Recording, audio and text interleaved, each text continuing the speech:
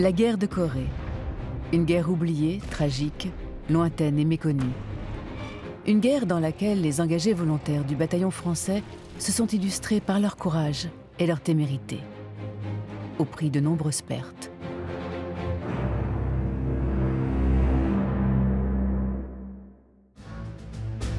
À l'aube des années 50, la Grande Alliance contre le nazisme a fait place à la guerre froide et les pays d'Europe de l'Est sont entrés dans l'orbite soviétique.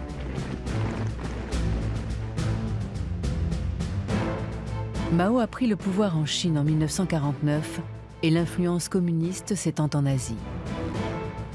Depuis 1945, la péninsule coréenne est divisée de part et d'autre du 38e parallèle.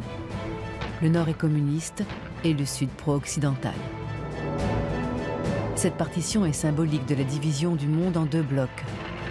Avec l'invasion du sud par le nord, la Corée devient le champ clos d'un affrontement Est-Ouest qui menace de dégénérer en Troisième Guerre mondiale.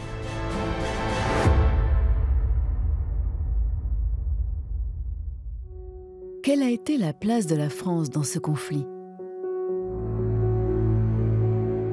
Dans la nuit du 25 juin 1950, 600 000 soldats nord-coréens franchissent le 38e parallèle. Quelques jours plus tard, Séoul, la capitale du Sud, est prise d'assaut par les communistes. Et les troupes sud-coréennes sont rapidement acculées au sud-est de la péninsule. La guerre de Corée vient de commencer. Gentlemen, we face a serious situation. Les Américains réagissent immédiatement. Le président Truman saisit le Conseil de sécurité de la toute jeune Organisation des Nations Unies. Elle condamne l'agression et autorise l'intervention de troupes pour soutenir la Corée du Sud.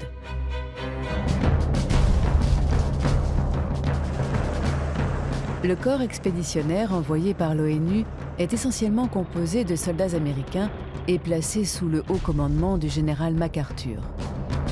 Les troupes débarquées à Incheon lancent une contre-offensive le 15 septembre 1950. Résultat, la poche de Pusan est dégagée, la ville de Séoul est reprise le 2 octobre et l'envahisseur nord-coréen est repoussé au-delà du 38e parallèle. De son côté, la France, déjà engagée en Indochine, décide toutefois de tenir sa place au sein de la coalition. Elle veut honorer son statut de membre permanent du Conseil de sécurité et faire respecter les nouvelles règles du droit international aux côtés des Alliés. Ce sera le bataillon français de Corée affecté à l'ONU. Un bataillon composé de 1300 volontaires sous le commandement de Raoul Ralph Monclar, héros de la France libre. Fin novembre 1950, le bataillon français rejoint la 2e division d'infanterie américaine. Entre-temps, en octobre, plus de 700 000 soldats chinois sont entrés dans le conflit pour soutenir la Corée du Nord et combattre les forces onusiennes.